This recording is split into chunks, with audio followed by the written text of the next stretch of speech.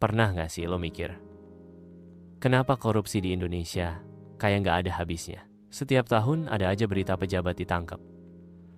Ada yang korupsi bansos, proyek fiktif, sampai jual beli jabatan. Tapi, percaya atau enggak, semua itu bukan hal baru. Karena ternyata, korupsi di Indonesia udah ada bahkan sebelum negara ini berdiri.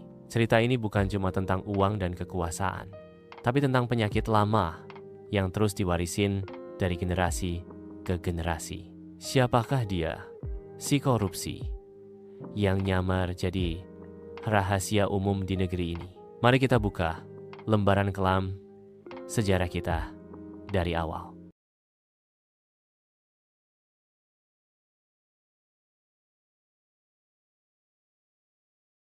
Kita mundur jauh ke belakang, ke zaman saat Indonesia belum punya nama. Saat Nusantara dipimpin oleh kerajaan-kerajaan besar kayak Sriwijaya, Majapahit, dan Mataram. Di masa itu, rakyat setia memberi upeti ke kerajaan. Emas, hasil bumi, bahkan kadang hewan ternak atau tenaga kerja. Tapi nggak semua sampai ke tangan raja. Banyak pejabat lokal, kepala daerah, dan pengurus istana yang diam-diam motong jatah. Kebayang nggak? Rakyat jungkir balik ngasih upeti, tapi malah disunat di tengah jalan. Salah satu bukti sejarahnya, ada catatan kuno yang nyebut tentang pejabat Majapahit yang dihukum karena nyolong pajak dari wilayah taklukan. Jadi, bahkan di era kejayaan Nusantara, korupsi udah eksis. Cuma bahasanya aja beda. Penyelewengan kekuasaan. Masuklah kita ke abad ke-17. Saat bangsa Belanda datang dan bawa nama VOC, sebuah perusahaan dagang raksasa. Tapi jangan salah, VOC itu bukan cuma dagang. Mereka kayak negara sendiri, punya tentara, kapal perang, bahkan sistem pajak. Dan dari sinilah korupsi makin terstruktur. Bayangin, para pejabat VOC dapat gaji. Iya, tapi gaya hidup mereka mewah banget karena mereka juga nerima uang pelicin, jatah barang, sampai proyek gelap. Gubernur Jenderal Van Imhoff, misalnya, dia dikenal sering bagi-bagi konsesi bisnis ke orang dekatnya. Mau buka perkebunan? Ada harganya. Mau dapat perlindungan? Bayar. Dan kalau lo pejabat lokal yang nurut, bisa. Setelah VOC bubar, Belanda ambil alih langsung. Tapi budaya korupsi nggak ikut bubar, justru makin rapi. Pemerintahan kolonial bikin sistem tanam paksa. Rakyat disuruh nanam komoditas buat dijual ke Eropa. Tapi laporan hasil panennya sering dipalsuin sama pejabat lokal, supaya mereka bisa ngantongin lebih banyak. Ada juga cerita tentang bupati yang ngejual surat izin palsu ke orang Belanda demi dapat komisi. Dan yang sedih, rakyat makin menderita. Sementara para penguasa hidup dalam pesta. Satu pengamat Belanda pernah nulis, di Hindia Belanda, bukan hukum yang berlaku, tapi siapa yang punya uang. Terdengar familiar? 1942, Jepang masuk, bawa slogan palsu, Saudara Tua Asia. Tapi aslinya lebih brutal. Mereka butuh sumber daya dan tenaga kerja. Maka dimulailah program Romusha, kerja paksa besar-besaran. Di sini, korupsi tampil dalam bentuk baru. Banyak pejabat Indonesia yang justru kerja sama Jepang. Mereka ngatur distribusi bahan makanan, tenaga kerja, dan logistik. Dan ya, banyak dari mereka yang ngantongin lebih buat diri sendiri. Ada beras buat rakyat, dipotong. Ada bantuan dari pemerintah militer Jepang, disalurin ke orang-orang dalam dulu. Di tengah penderitaan masih ada aja yang cari untung. Tahun 1945, Indonesia merdeka. Harapan tinggi, tapi ternyata penyakit lama belum pergi. Pemerintah yang baru berdiri harus ngurus negara dari nol. Tapi di saat itu pula, banyak pejabat yang mulai mainin anggaran. Anggaran untuk tentara, logistik, bahkan dana diplomasi luar negeri seringkali bocor. Laporan keuangan gak jelas, proyek-proyek disusun asal-asalan, dan uang negara dipakai seenaknya. Bung Hatta pernah bilang, Saya lebih takut pada pejabat yang bermental feodal daripada musuh bersenjata. Karena mereka bukan cuma nyolong uang, tapi juga nyolong masa depan bangsa. Bahkan, ada laporan internasional soal penyalahgunaan bantuan luar negeri buat kepentingan politik.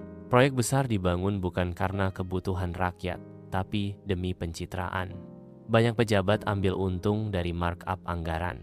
Misal, bangun stadion tapi harga semen dan baja di markup 3 kali lipat. Duit sisa masuk kantong oknum. Dan karena belum ada lembaga audit yang kuat, semuanya berjalan kayak angin lalu. Korupsi di masa ini bukan cuma soal uang, tapi udah jadi budaya diam-diam. Asal pejabat tinggi ngomong, ini untuk revolusi, semua dianggap sah. Tahun 1966, Soeharto naik. Janjinya, membersihkan pemerintahan dari korupsi, kolusi, dan nepotisme. Tapi, kenyataannya, korupsi justru makin menggurita. Di era Orde Baru, korupsi dijalankan secara sistemik. Ada istilah KKN, korupsi, kolusi, dan nepotisme. Semua jabatan penting diisi oleh orang dekat, keluarga, atau kroni. Bisnis besar harus dekat sama pejabat. Proyek negara harus ada uang rokok buat oknum. Contohnya, proyek pembangunan jalan, sekolah, bahkan pasokan listrik. Semua dikendalikan lewat tender fiktif atau perusahaan milik kerabat pejabat. Dan yang paling legendaris, kekayaan keluarga Cendana. Banyak laporan menyebut puluhan perusahaan milik keluarga Soeharto menguasai berbagai sektor dari beras sampai telekomunikasi. Saat rakyat antre minyak tanah, para elit pesta pora di villa mewah. Tahun 1998, rakyat bangkit. Reformasi meledak. Soeharto lengser. Banyak yang berharap akhirnya era korupsi selesai. Tapi sayangnya, korupsi nggak ikut lengser. Meski Komisi Pemberantasan Korupsi, KPK, dibentuk tahun 2003. Dan banyak pejabat mulai ditangkap, tapi praktik korupsi tetap jalan terus. Bedanya, makin canggih. Contohnya, kasus Anggodo, kasus EKTP, sampai korupsi bansos di tengah pandemi. Pejabat publik bisa main proyek miliaran lewat jaringan licin. Dari anggota DPR, kepala daerah, sampai menteri. Ada juga yang kelihatan bersih di depan kamera. Tapi di balik layar, sibuk bagi-bagi fee proyek. Dan parahnya, banyak dari mereka masih bisa lolos atau dihukum ringan. Seolah hukum cuma tajam ke bawah. Di tengah gembar-gembor digitalisasi dan transparansi data, justru korupsi makin licin sembunyi. Awal 2024, publik digegerkan kasus korupsi distribusi Pertamax. Harga naik, rakyat tercekik. Tapi di balik itu, ada permainan kuota dan markup oleh oknum di Bomen Migas. Dokumen pengadaan dimanipulasi, SPBU tertentu dapat suplai lebih, asal bayar fee di belakang meja. Duit miliaran raib, sementara warga cuma bisa gigit jari. Lihat harga bensin gak masuk akal. Gak lama berselang, 2025, muncul kabar mengejutkan. Menteri Pendidikan tersandung kasus korupsi dana digitalisasi sekolah. Proyek tablet dan laptop buat siswa. Ternyata jadi ladang bancakan. Harga perangkat di markup 2 kali lipat. Banyak sekolah gak dapat barang, padahal udah anggaran cair. Yang lebih tragis, murid-murid di daerah pelosok masih belajar pakai papan tulis usang. Sementara pejabatnya sibuk pelesiran ke luar negeri dengan uang rakyat. Dari zaman kerajaan, zaman kolonial, Orde Lama, Orde Baru, sampai era demokrasi digital kayak sekarang. Korupsi di Indonesia nggak pernah benar-benar mati. Ia cuma ganti baju. Dulu pakai jubah bangsawan, sekarang pakai jas menteri.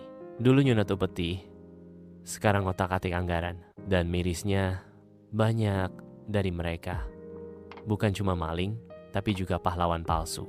Muncul di TV, pidato soal moral dan kemajuan bangsa. Tapi di balik layar, mereka tukang rampok bersarung senyum. Jadi, Pertanyaannya sekarang, kapan kita mau putus rantai ini? Korupsi nggak akan hilang cuma karena hukum.